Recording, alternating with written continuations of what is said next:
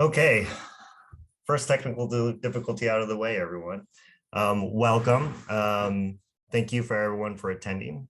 This is our community meeting in regards to Marin's 2022 Green Building and Electrification Policy. It's hosted by us here at the County of Marin Sustainability Team, City of San Rafael, City of San Anselmo, Fairfax, and MCE Clean Energy. Next slide, Kellen. So our agenda for today, the first 10 minutes, we'll do an introduction, an opening to the audience.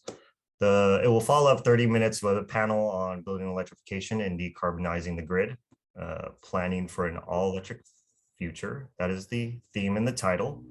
And then we'll follow up the 45 minutes after that to the closeout to do breakout rooms where you all would be able to ask your burning questions to our content matter experts and facilitators. They'll focus on housing, cost and affordability, and reliability and power outages. Next slide, please.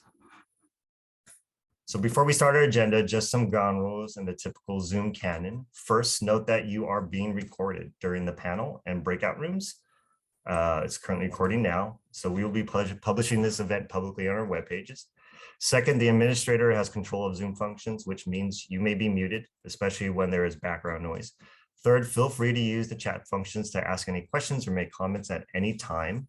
And if we are not able to answer, then we will try and follow up with you after the meeting. During the panel, you won't be able to speak and you will not have time to do Q&A following the panel. Nonetheless, we do have opportunities in the breakout rooms again to ask all those burning questions to our content matter experts. During the breakout rooms, you can use the chat function. If you cannot chat, raise your hand. Be respectful of people's time and briefs with your questions so everyone gets a chance to speak, and be succinct as possible with your questions and refrain from preceding your questions with opportunities to make statements. At the end of each breakout session, we'll move and you stay in the room for the next panel. It's us, the facilitators, and the content matter experts that will move to you. Finally, please be respectful and civil towards others. Next slide, please. So my name is Brian Reyes. I'm a sustainability planner with the County of Marin, Community Development Agency. Next slide. Every year, I want to start off by saying every year we see the impacts of climate change with wildfires and droughts right here in our own backyard, and the impacts to our everyday lives, whether on the roads or in our homes. So climate change is one of our most pressing problems to our community. I believe that's why a lot of you are here. Leading scientists say we're not really getting how bad this is going to affect us all, with increased extreme weather events, droughts, species die off, and impacts at every aspect of our lives and economy. So I venture to guess, I think we can all agree that the cost of failing to act or inaction is great, and that the county, towns, and cities here in Marin and its constituents have a shared interest in tackling climate change. Next slide, please. And so the data kind of proves this. So the polling data by the Yale Program on Climate Change reveals a plurality of Marin residents agree that local government, us as residences and corporations, share that responsibility to do more about climate change and global warming. So what this indicates is that at the local level, believe all actors need to do something about it. And it also implies that we all should commit to working better to act together. Next slide, please. So that commitment with our climate action emission, that commitment is expressed with the climate action emission reduction goals. These targets are typically adopted by our councils, reflecting our ambitions. So these targets that you see herein represent unincorporated Marin goals. Still, all cities and towns have similar adopted and aggressive targets driving towards net zero by 2045. Net zero meaning net zero carbon emissions. According to the county's recently released inventory in 2019, we've reduced our emissions 21% below to the 2005 levels, which is on par and on pace. And by 2030, we want to reduce emissions by 40% while sequestering the rest down to 60%. These numbers again represent the county's targets, but most of our 12 jurisdictions countywide have adopted similar goals to drive towards carbon neutrality by 2045 through a combination of reducing as much as possible and sequestering the rest through nature-based solutions, while meeting interim targets of 2030 along the way. Next slide, please. So our countywide emissions total about 1.4 million metric tons of carbon dioxide equivalent. The built environment, specifically building energy use and passenger vehicles, generate a majority of greenhouse gas emissions across Marin. So the transportation sector represents over half of our emissions. Building energy use is about 34% of emissions, in which, if natural gas were its own sector, represents 27% of countywide emissions. Electricity is becoming an ever-shrinking portion of emissions, making up only 7% of the countywide pie, mainly thanks to MCE clean energy, helping decarbonize our grid. Agriculture and wastewater kind of round out the rest of emissions. So one may ask, why focus on natural gas when transportation is clearly over half of our emissions? Well, let us remember that in today's EV world, transportation is a building and a codes challenge. Solving for this challenge is critical to the success of decarbonizing the transportation sector. Hence, in addition to addressing transportation emissions, we must also focus on building emissions, because the success of reducing one really impacts the other. Now, for a moment, let's zoom into our building energy use wedge in the yellow and darkish yellow there. Next slide, please. We find that electrification is critical to decarbonizing our building sector. Addressing the sector through green building codes will be critical to helping us get a handle on climate change and our reduction goals. So these pie charts show building emission sources on the left in 2005, totaling 777,000 metric tons, with natural gas making a major share at 80%. And on the right, our most recent inventory in 2019, we've shrunk those emissions. Please hit the next animation slide, Kellen, down to under about 482,000 metric tons. But now natural gas now makes up over 80% of our emissions share. Hence, if we were to eliminate fossil fuels from our building stock, we must find a way to phase out natural gas. That's what the data is telling us. Ultimately, statewide policy, as well as MCE Clean Energy and a lot of our local efforts, has helped clean the supply side. So Tantamount is cleaning up that demand side by continuing to implement and advance our local green building requirements. Next slide. All our jurisdictions that we live in countywide have respective climate action plans that our elected staff and communities have prioritized, and mainly about prioritizing greenhouse gas reduction and energy efficiency. So but actions can be bucketed into local measures, things we have control of, and state measures in which we have little influence over other than participation. One of the critical actions that we can impact locally is our green building requirements, keeping that up to date and progressive, specifically updating our green building codes that go above and beyond state standards so that we can accelerate our efforts.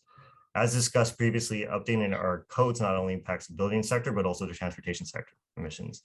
So all our respective climate action plans have prioritized measures that are tied to the fate of our green building code progress, including the three bolded there: energy efficiency and electrification, low carbon transport, and renewable energy. Next slide.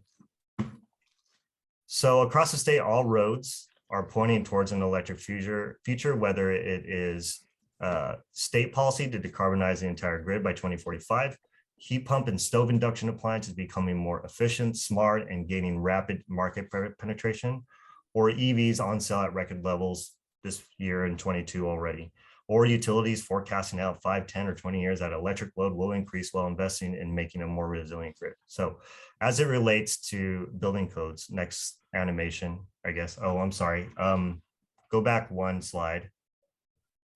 Oh, I guess I missed the slide there. Okay, well, let's just stay here. I just want to say that what's happening across the state is that starting in 2023, the state is requiring at least one electric heat pump to be installed for new construction, and that 2 green building codes for existing residential renovations are being leveraged as local policy to meet energy savings and GHG reduction targets. Thirdly, approximately 50 California jurisdictions have adopted all electric or natural gas moratoriums for new construction. And fourth trend across the state is climate green building. Equity, housing costs, grid stability, and reliability are no longer isolated issues, but it's important that we simultaneously address them in policy programs and plans. I guess I'm missing some more slides. So what I will say at the end is that we are proposing a green building code, a model code that we will adopt, hopefully adopt across all jurisdictions. And we started with the starting point of adopting all electric for new construction and having stronger energy efficiency requirements for renovations. We're not only doing energy related measures and endeavoring that, but also looking at non-energy measures such as EV requirements for infrastructure or water conservation and sustainability materials and green building reach codes. And so those are the type of things we're modeling. Stay right there, Kellen. So ultimately, our goal is to develop a model code that jurisdictions can adopt. Now, every jurisdiction across all 12, it's up to them to adopt this code. Part of it, all of it, or none of it. If none of it, then they default to state minimum standards. So should jurisdictions endeavor this, we are here to support them. Timeline wise, we're hoping that everyone will adopt something by September or October of this year. We're currently in the community engagement phase. And then these codes will go into effect January of 2023. So next, that's my intro. Forgive me for lacking some slides there that already we goofed up on, but we want to start with the panel, and the theme again is building electrification and decarbonizing the grid. So first up, we have Danuta Gazdovic. Danuta's background is in energy efficient construction. Next slide, please. And building science. And before joining the CEC, she worked as an energy efficient building instructor and green building consultant in Maine. So if you want more information on her, check out, as well as these other panelists, please check out the Eventbrite link with more details about them. Next up is Tom Cusia. He has been with the California Independent System Operator for 14 years. He supports the community choice aggregators, municipal utilities, California Department of Water Resources, Northern California Power Authority, Western Power Administration, Valley Electric Association in Nevada, as well as the load sector and other associations. Next slide. That was Tom. Next slide. Tom Huynh is a senior reliability asset planning engineer with PG&E, and he joined in 2010. And he began his career as an entry engineer, and now today his role has increased, assuming many duties on automation and working on advancing distributed planning tools to look forward in distribution planning and distribution generation. Next slide. Misty Bruseri is with the State Codes and Standards team.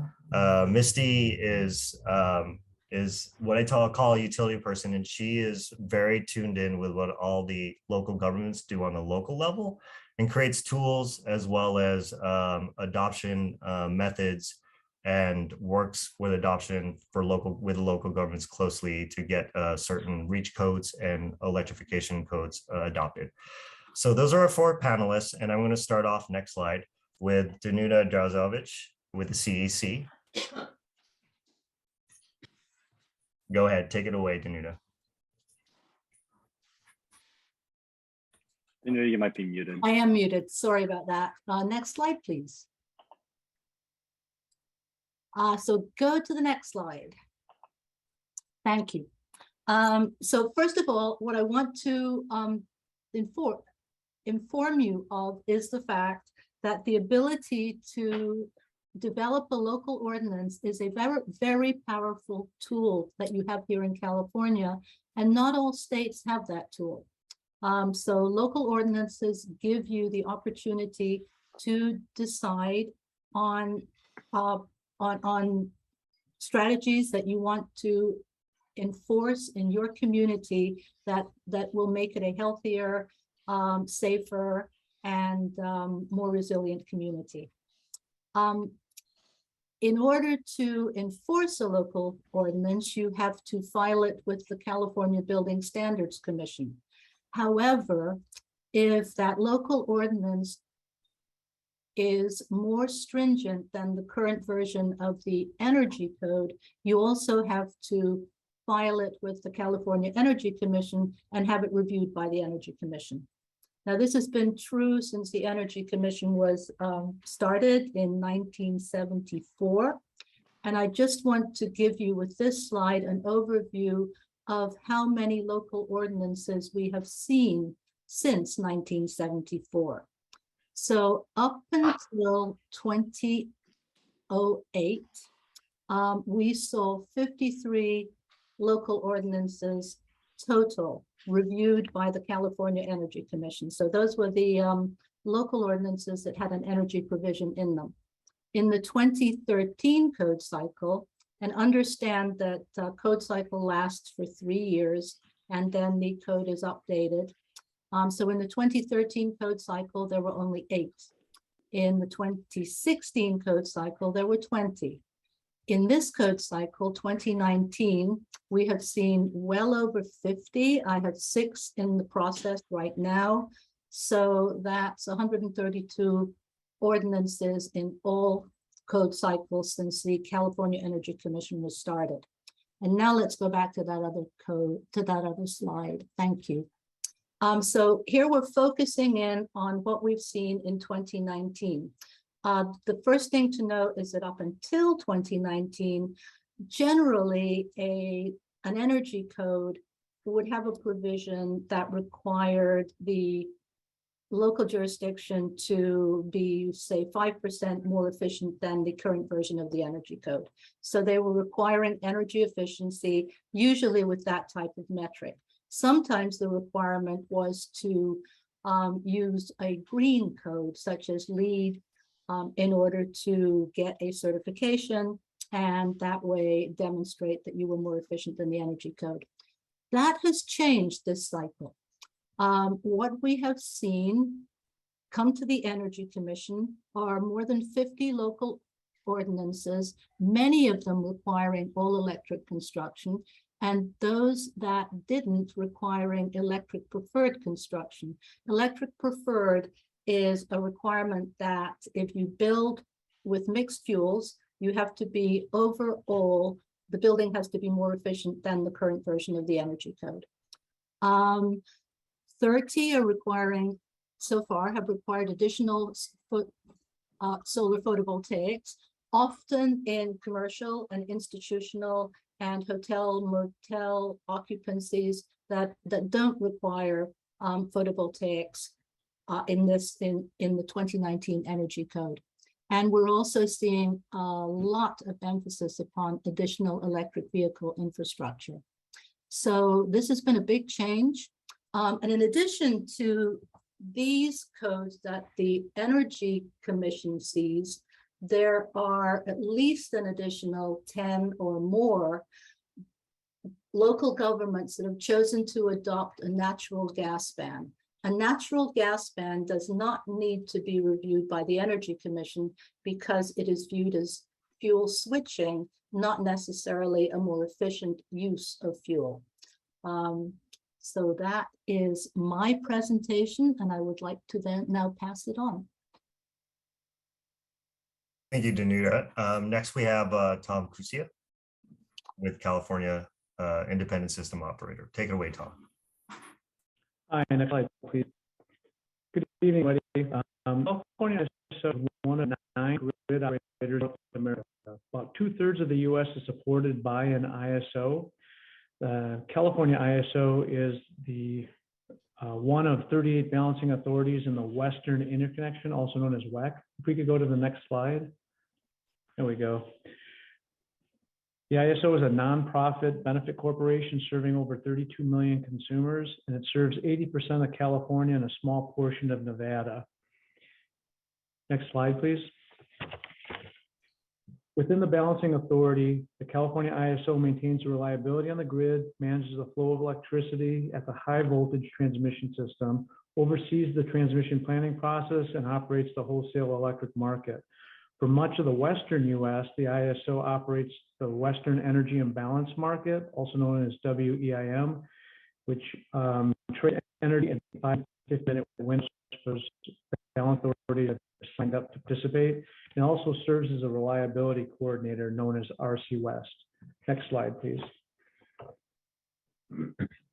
Some quick facts about the ISO. 50,270 megawatts was our peak demand back in July 24, 2006. We have 224.8 million megawatt hours of electricity delivered in 2020. We have 75,747 megawatts of power plant capacity on the system today, and that source comes from the CEC. There's also 1,119 power plants that make up that larger amount. And you might ask, well, why do you have such a large system when there's just a 50,000 megawatt peak demand. It's because sometimes resources don't participate at different times of the year. They might be out on service or on temporary outage. Okay, next slide, please. The ISO manages 26,000 circuit miles of transmission lines. We have a $9 billion annual market, $9 billion annual market in 2021. Grid management charges just 8 cents per megawatt hour, and that helps fund us. We are self-funded and separate from the state budget, as well as we have 33,617 market transactions per day. Next slide. In this scenario, the ISO has to balance and meet 60 hertz as for our frequency. In this scenario, we have more demand on the system than we do have generation. And so the scale is tipping. We need to increase our generation. This can occur like when the sun is setting and everyone's turning on their air conditioning. So we'll see dips in frequency at that time, but we manage the balancing every 4 seconds. So we make those adjustments through our computer models. Next part of the build, next slide. Now here you have oversupply. This can occur in the spring and fall when there's a lot of solar in the system and hardly any air conditioning. And with that, then we would want to either add more load by using pump storage and pump water at that time, or turn back the generation. All right, next slide. So how is sort of the utility, PG&E utility serve and use customers and generation and operate transmission in the distribution lines, as well as provide open access through their OAT, which is their tariff. Community choice aggregator like MCE serves the end use customer. They're a public agency governed by the board of elected officials, also known as a local regulatory authority. They provide generation services to customers and become the default energy provider to communities that join the CCA. And then the independent system operator, as I mentioned earlier, operates a transmission system owned by others. We manage markets for the wholesale energy and energy services and provide open access to utilities, independent power producers, and marketers through the ISO tariff. Next slide. You can go through the builds here. The agency's defined responsibilities to reduce results. Together, the state agencies and the ISO to build the demand forecast and resource needs, and we project out 20 years forward for what we're going to have for energy demand in peak hours. We adjust for energy efficiency, solar, and demand response, as well as reflect the Renewable Portfolio Standard mandates, system adequacy, local area reliability, and flexible capacity needs. The transmission planning is done by the ISO. We identify if new lines are needed, as well as upgrades to existing lines or non-transmission alternatives. Infrastructure needed to support the resources needs and demand forecasts, and also to address policy and economic needs. And then the procurement plan is done through the regulatory agencies. They authorize utilities to procure to meet the demand forecasts and resource needs, which includes renewable resources, conventional resources, demand response, energy efficiency, and distributed resources. And recently, there were mandates asking the investor-owned utilities to go forth and procure storage, like batteries. Next slide, please.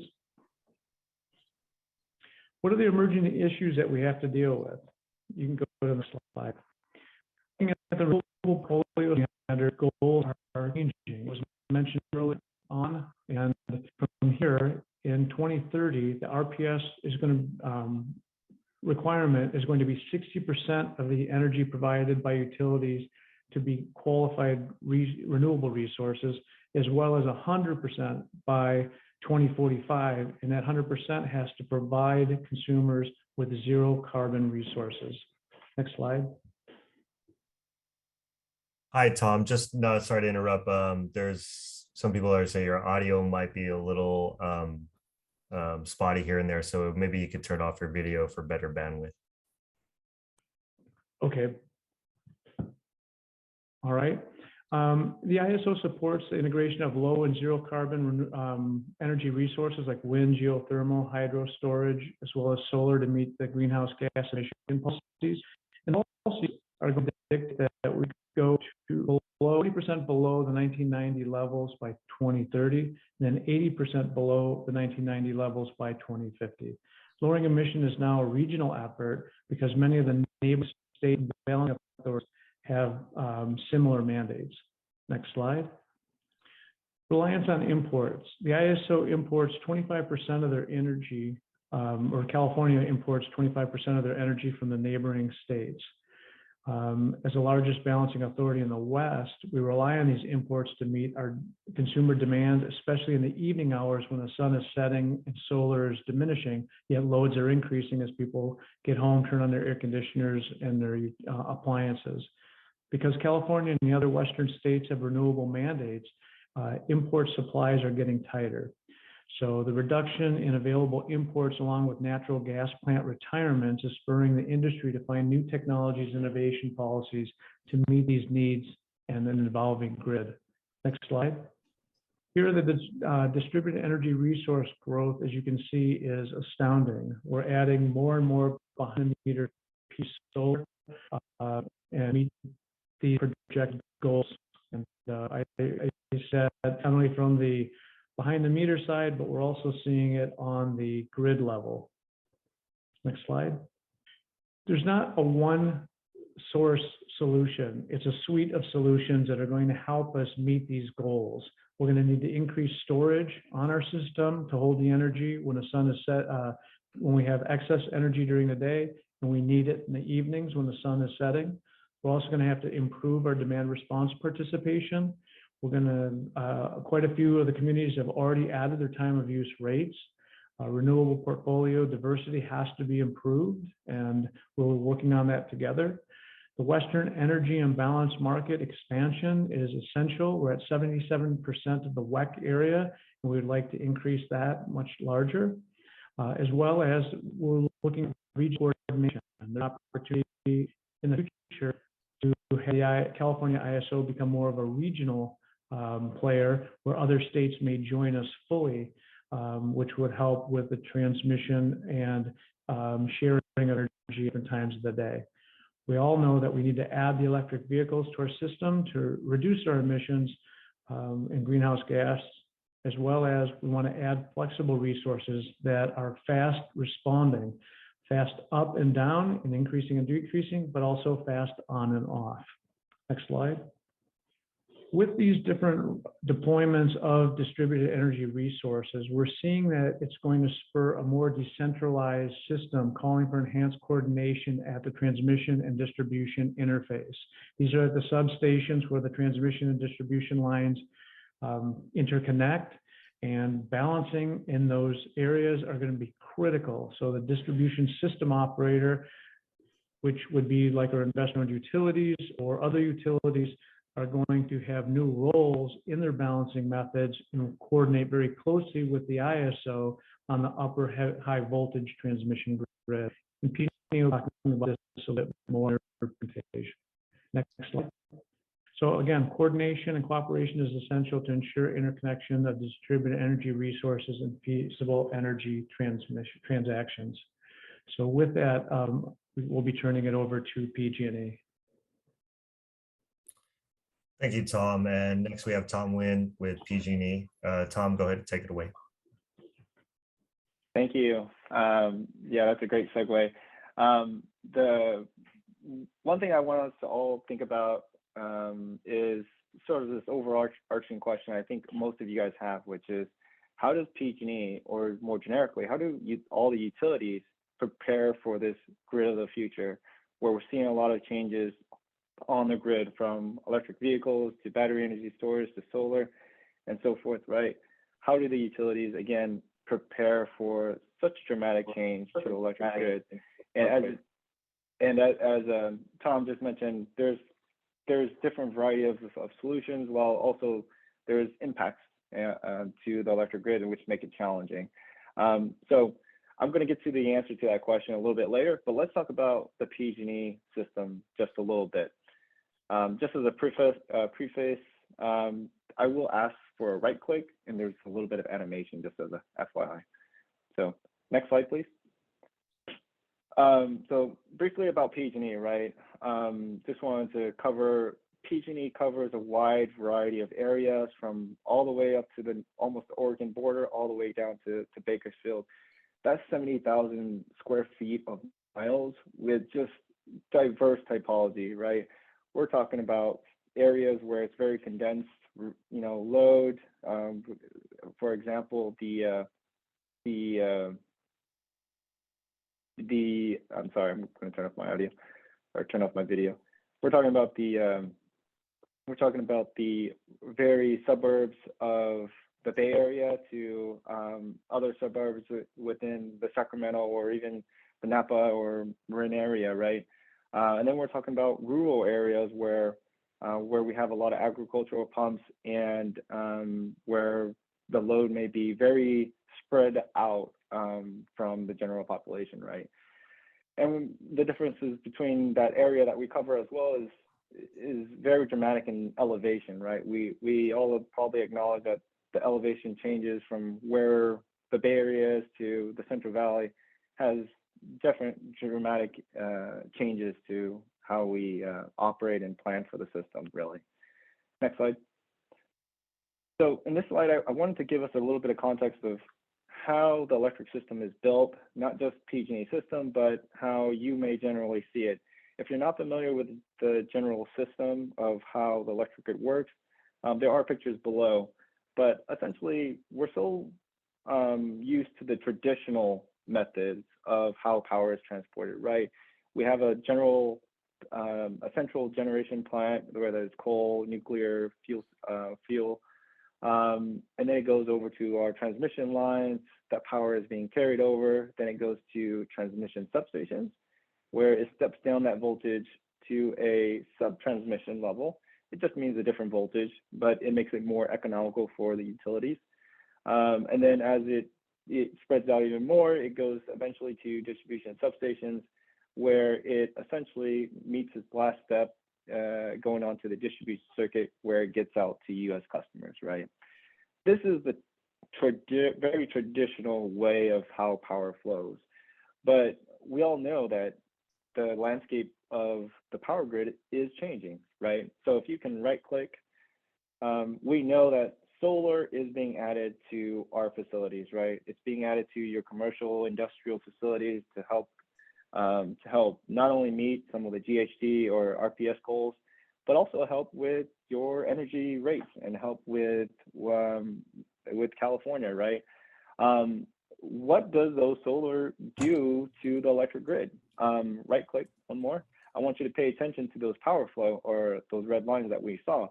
Now we can see that solar could cause power flow to go in the reverse direction, or it could reduce the amount of power needed from the bulk electric system or the transmission system, right? And so this small little impact is something that we've planned for. We've been accommodating this for the last probably 10 to 15 years, with solar penetration now really reaching much more higher levels than what we've seen before, right? But now we're sort of talking about one scenario where solar is very high, but we know that there are much more changes that are happening to the system, as was mentioned before, right? Electric vehicles, the electrification, so the electrification of your houses, right? So new stovetops that will be electric. It could be it could even be the cannabis loads that are 24/7, right? 24/7 load.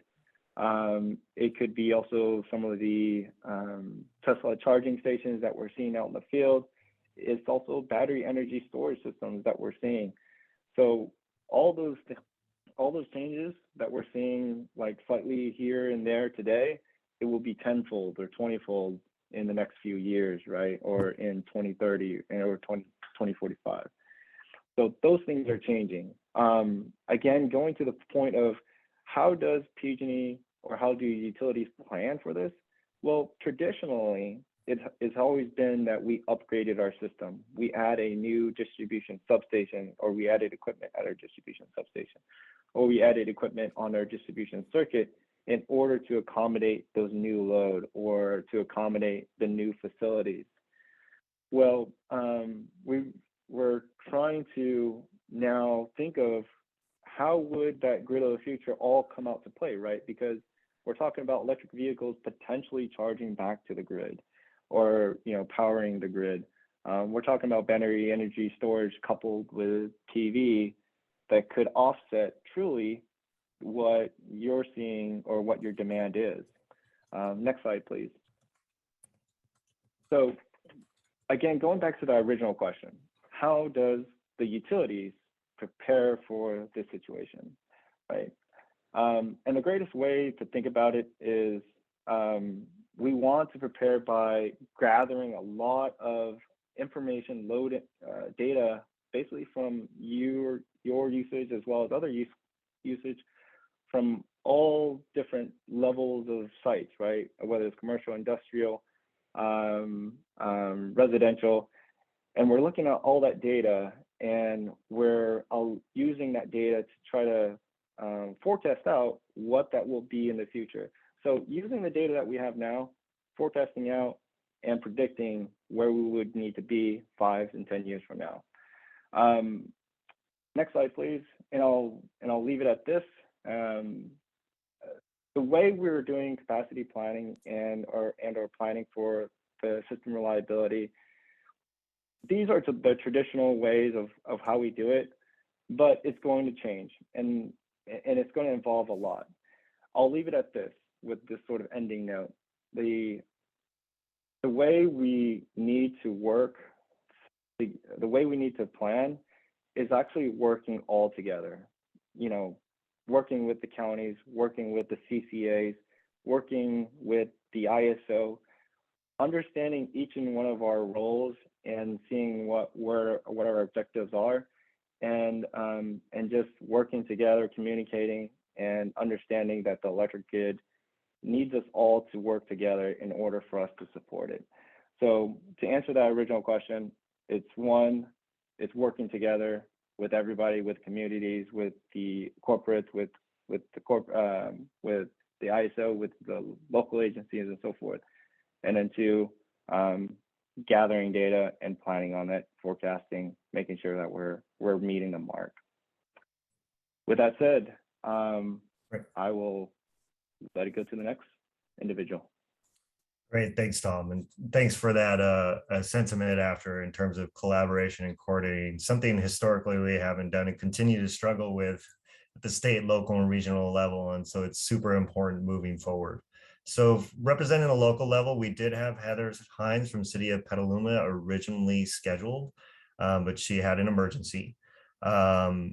So Missy Bruseri, who works a lot at the state level, works for a state agency, but works a lot with us at the local level, has graciously volunteered to last minute provide a pinch hit for this. So take it away, Misty, and hopefully your slides will come up. But okay. Go ahead. If not, that's okay. Okay. Thank you very much, Brian, and thank you for having me tonight. As Brian said, I'm pinch hitting tonight for Heather. But my name is Misty Bruseri, and I don't work for the state agency, but I work very closely with the utilities and with several state agencies. I'm actually the coordinator for the utilities Reach Codes program. And our program provides support to jurisdictions such as yourselves that are considering adopting electrification reach codes. So as Brian noted, I'm going to switch focus from that grid level back down to a local level, and just to provide a little bit of an overview of some of the options and some of the considerations you probably should be aware of as you're working to refine the proposed ordinances and implement your CAP goals, and ultimately to advance your electrification efforts. If my slides are there, you could go to the next one. Nope. Okay, go ahead and go back. Or yeah, there you go. One of the reasons that REACH codes have become recognized as such effective policy tools recently is that they are inherently flexible. They exist for local jurisdictions such as you, so that you can make changes to the state codes to address your local needs. One of the advantages of that is that they allow a city or county to respond to changes in more close to real time. While you're working on a code right now that will likely be effective at the beginning of next year in 2023, the state finished working on their codes that are effective that same date a couple of years back, and they're already working on a code that will be effective in 2026. So they're not really able to respond to current changes as nimbly as a local government can. And REACH codes really give you that ability to be a little bit more responsive. So as Brian mentioned, electrification is key to decarbonization. And many cities believe that given the urgency of our climate crisis, waiting for the state code to get there just won't be fast enough. That's part of the reason that REACH codes are now becoming a lot more popular, is we just need to act a little bit more quickly. And so there are, as Danuta noted, rules and requirements that have to be met when adopting a REACH code. But there's also a lot of options when you're designing a policy like this. If your city, for example, if your city is growing really rapidly, it may make sense to focus on new construction. If it's mostly built out, existing buildings may offer a much better opportunity. And from my perspective, it's better yet to do both, to really cover both bases, much like what the county and the cities are proposing here, so that we ensure that any new buildings we build are ready for the future. And then we try to accelerate those changes in existing buildings as well. Some codes, you can set the code to cover whichever building types you like. Some cover only residential or non-residential buildings. Sometimes they exempt specific building types, such as a hospital that may have special needs. You can set the requirements to maybe just impact projects that meet a certain threshold, like say a project that is valued at $100,000 minimum, and then you have extra requirements or something like that. You can also adjust the stringency level so that it really does support your specific policy goals. One example right now is in Palm Springs. They're proposing a pretty aggressive ordinance. They haven't adopted it yet, but they are proposing a pretty aggressive ordinance because for major remodels, because they're seeing a lot of people coming in and just tearing down almost the entire house and building almost essentially a new house. And so they are proposing a very aggressive requirements that would really include a lot of the new construction requirements. In that case, they're also proposing, they're ratcheting those down for smaller projects so that it's not imposing too much of a burden on people that are doing smaller projects. Other jurisdictions are looking to phase in requirements. So they may structure the requirements to be very, very minimal the first 2 years or so to get people used to the ordinance and to work out any kinks over time. And then have those requirements get more and more stringent over time. So there's just a lot of different ways you can approach a code like this. And so it's what makes it really, really useful in times like this when things are changing very rapidly. It gives cities a way to respond to these changes. Of course, as with everything, there's a lot of considerations that you need to balance as you start working through the process. You may have a code that, for example, some cities only like to focus on one measure. LA County, for example, their REACH code requires cool roofs at either new construction or re-roofs, and that's it. It's just that simple measure.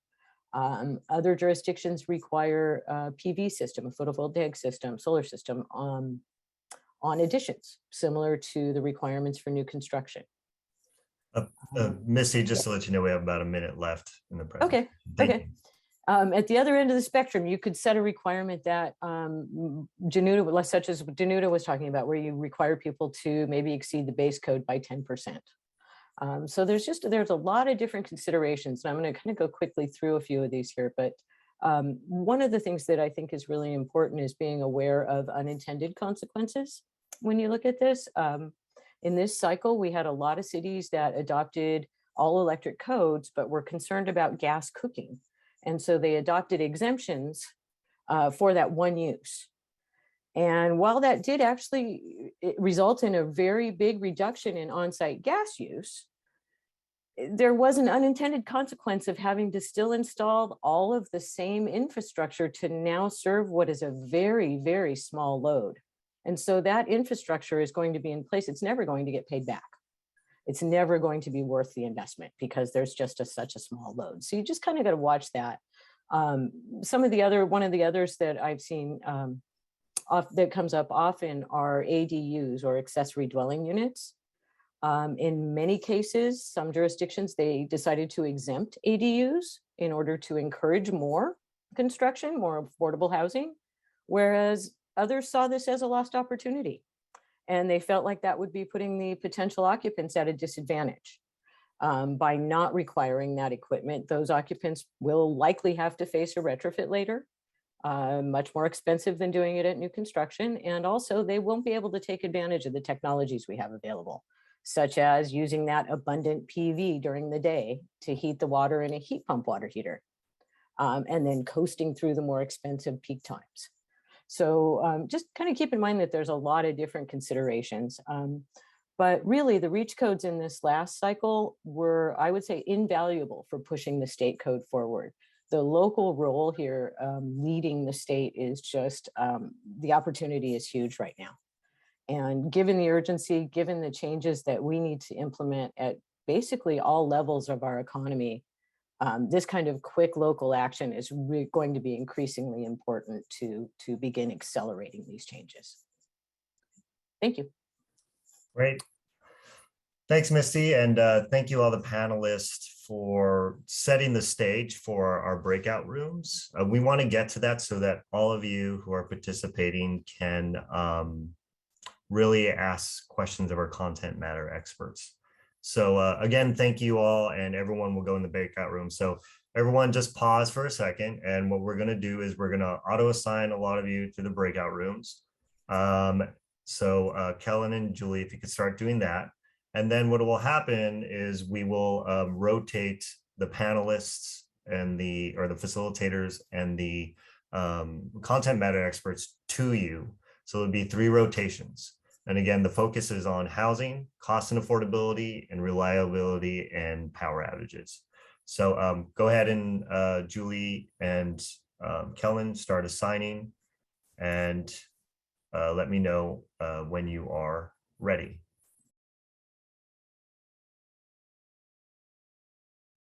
Hey everyone, just want to wrap up since we're here at 7:30. I think everyone got back into the main room, at least those who are remaining.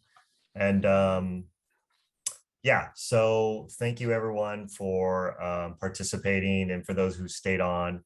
Really some technical difficulties, but we made it through. Yeah, part of this next steps that we want to do is, again, we'll provide you the complete slide deck that got kind of boofed. So it'll all be information. And again, this is recorded, so we'll publish this. There's going to be some follow-ups with focus groups, and I think some of you on here are going to be participating in that focus group, which was an by invite only, and it didn't mean to exclude anyone. It was just we couldn't invite everyone, so it was just a focus group to figure out how we're going to shape a model ordinance going forward. So if some of you were not invited and would like to be involved, please contact me at breyes@marincounty.org if you'd like to be invited.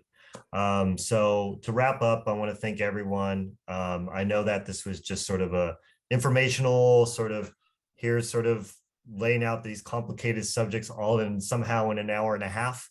And I hope we did somewhat well, and I hope we are able to get some of your questions in. But please ask them in the chat or follow up any of your questions, because all the content matter experts you've met are willing to also follow up with you on those. And it helps shape what we think about moving forward as we propose a model code. So want to thank everyone for participating and sticking it through, and we'll sign off. Have a great time. Have a good night. Thank you. Thanks, everyone. Really appreciate it. Thank you. Thank you much.